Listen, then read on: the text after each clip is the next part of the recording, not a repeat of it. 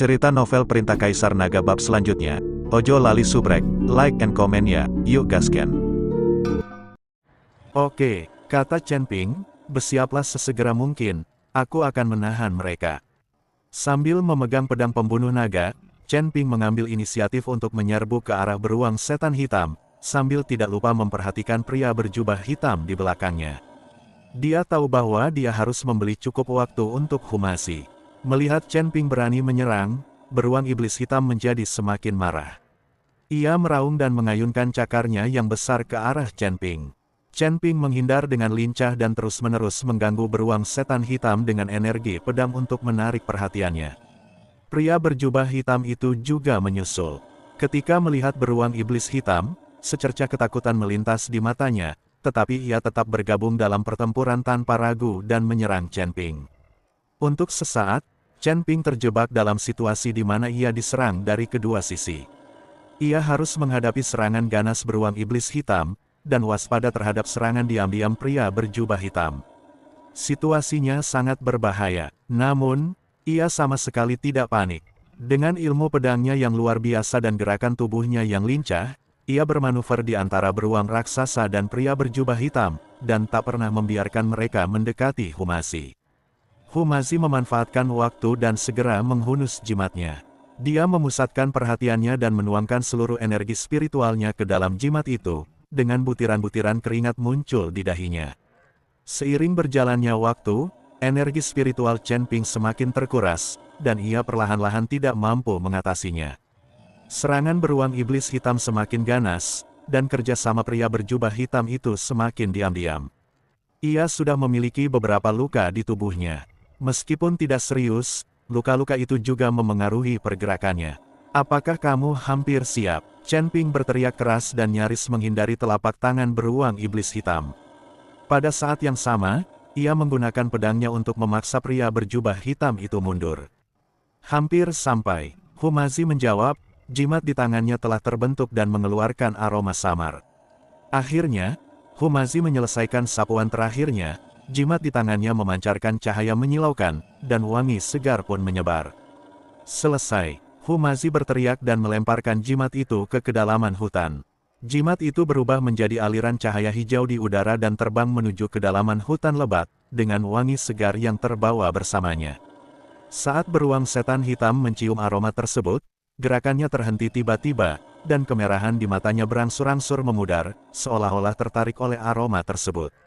Ia ragu-ragu sejenak, dan akhirnya menyerang Chen Ping, berbalik dan mengejar ke arah jimat itu terbang.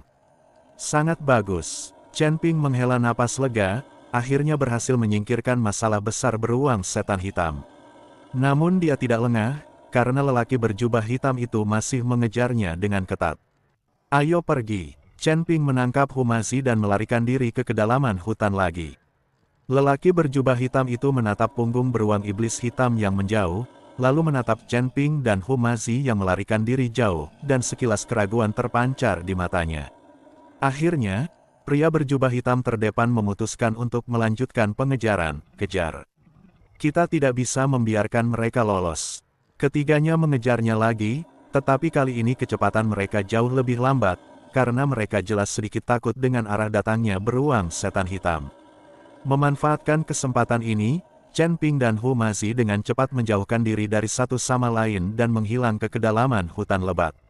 Mereka tidak tahu berapa lama mereka berlari, sampai mereka tidak lagi merasakan napas di belakang mereka, dan kemudian Chen Ping dan Humasi berhenti di samping aliran sungai pegunungan yang tersembunyi. Kedua lelaki itu terjatuh ke tanah, terengah-engah, tubuh mereka basah oleh keringat, dan luka-luka di tubuh mereka terasa menyengat karena air yang dingin. Akhirnya, berhasil menyingkirkan mereka. Humasi meneguk air sungai pegunungan beberapa teguk. Air dingin itu menyegarkannya. Orang-orang dari istana setan hitam benar-benar menghantui kita. Chen Ping bersandar pada sebuah batu, mengalirkan energi spiritualnya untuk memulihkan ki yang terkuras, dan sedikit mengernyit ketika mendengar ini, karena mereka berani mengusir kita, itu berarti Yuyue telah menghancurkan wajah mereka sepenuhnya. Situasi kita akan semakin berbahaya mulai sekarang. Kita tidak hanya harus waspada terhadap orang-orang dari Istana Iblis Hitam dan Desa Angin Hitam, tetapi juga terhadap pasukan lain yang terlibat dalam genosida tahun itu. Chen Ping, di mana iblis di lautan kesadaranmu? Kenapa orang ini tidak peduli padamu lagi? Hu Mazi bertanya dengan sangat ingin tahu. Chen Ping adalah pembawanya. Jika Chen Ping mati, jiwa Raja Iblis Awan Merah akan hancur. Namun, Chen Ping menghadapi bahaya satu demi satu, tetapi Raja Iblis Awan Merah tidak bergerak sama sekali. Aku juga tidak tahu. Chen Ping mengerutkan kening dan mencoba memanggil Raja Iblis Scarlet Cloud lagi, senior, senior. Namun setelah berteriak beberapa kali, tidak ada jawaban. Kurasa orang ini berpura-pura mati. Kita tidak bisa mengandalkannya, kata Chen Ping. Di mana kilin apimu? Kau bisa memanggilnya. Hu Mazi tahu bahwa Chen Ping punya rencana cadangan. Kilin api dan busur Raja Dewa keduanya adalah senjata pembunuh. Keduanya tidak boleh digunakan kecuali benar-benar diperlukan. Tapi kalau orang-orang dari Istana Iblis Hitam itu berani melawan, aku akan coba pakai cambuk iblis. Aku nggak tahu apakah cambuk iblis bisa menghadapi para kultivator iblis dari surga ini. Kata Chen Ping. Lagi pula, cambuk iblis adalah senjata ajaib yang diperoleh dari dunia surgawi. Chen Ping tidak yakin apakah itu bisa digunakan untuk menghadapi para pembudidaya iblis di dunia surgawi. Lagi pula, para pembudidaya iblis di surga semuanya sangat kuat. Jika cambuk ajaib tidak cukup kuat, maka itu tidak akan berarti apa-apa. Hu Mazi mengepalkan tangannya, jejak engganan terpancar di matanya. Apakah kita akan terus melarikan diri seperti ini? Tentu saja tidak. Chen Ping membuka matanya, tatapannya tegas. Melarikan diri tidak akan menyelesaikan masalah. Kita harus mengambil inisiatif untuk menyerang.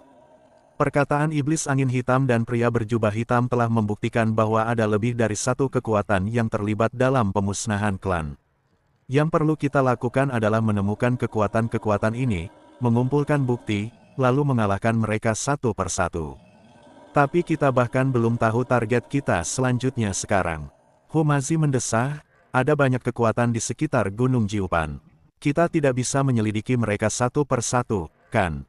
Tak perlu. Chen Ping mengeluarkan peta kulit binatang dari tangannya dan membentangkannya di tanah. Iblis tua angin hitam menyebutkan bahwa ada dendam antara lembah ular hijau dan istana iblis hitam, dan penguasa lembah ular hijau telah meninggal.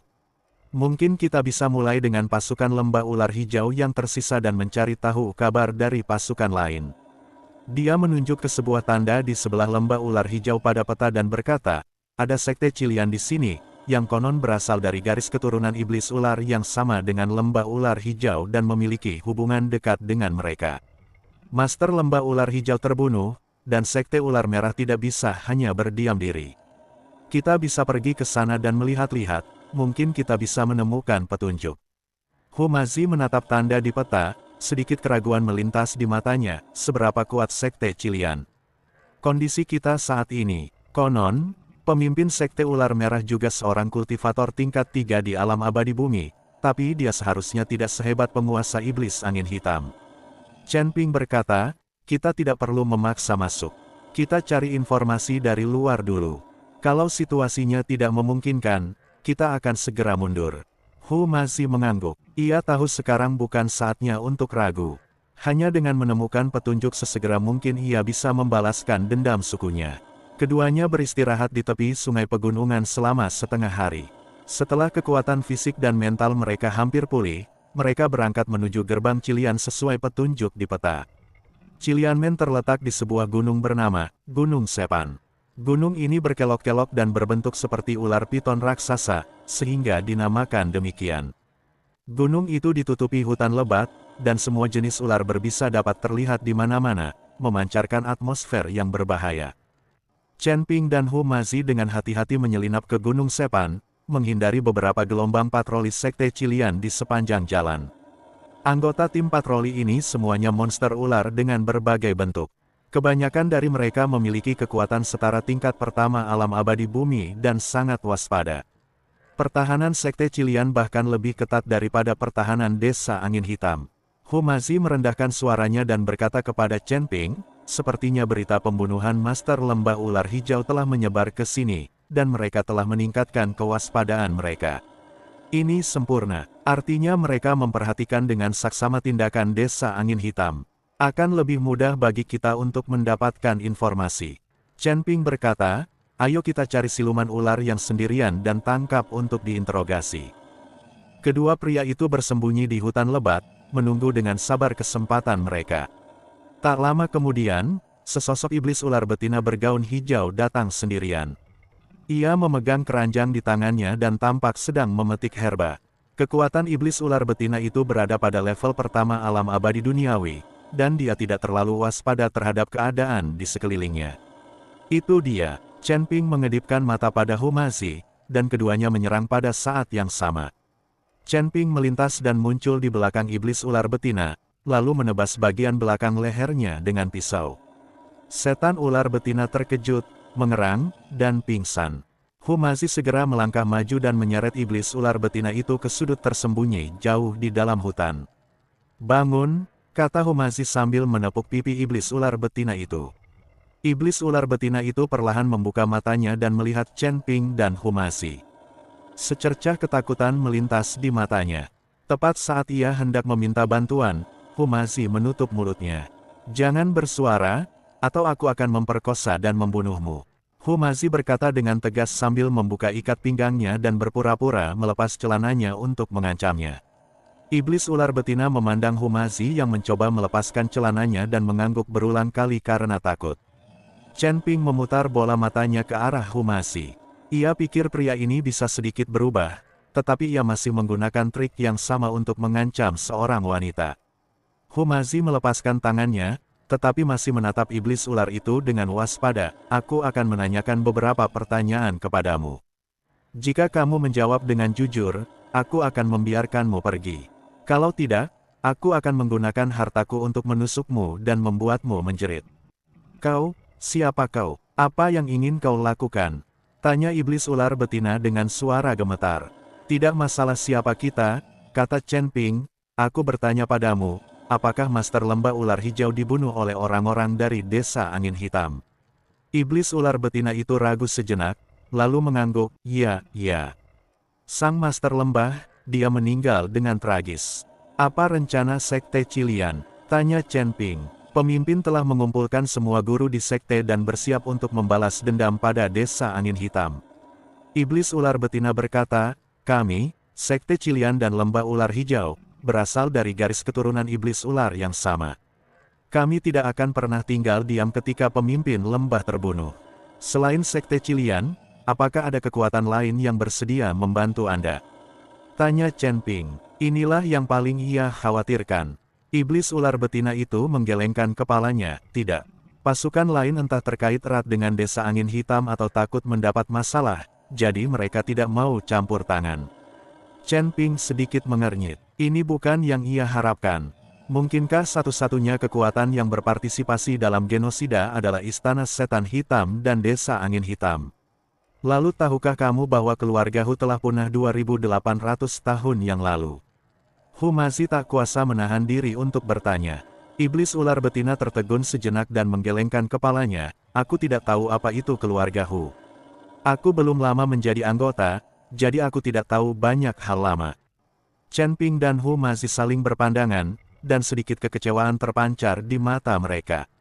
Tampaknya kita tidak bisa mendapatkan banyak informasi berguna dari iblis ular betina ini. Satu pertanyaan terakhir. Chen Ping bertanya, di mana pemimpin Sekte Qilian sekarang? Pemimpin Sekte sedang mengasingkan diri, bersiap untuk menerobos ke tingkat ketiga alam abadi duniawi. Dia mungkin akan keluar dalam beberapa hari, kata iblis ular betina.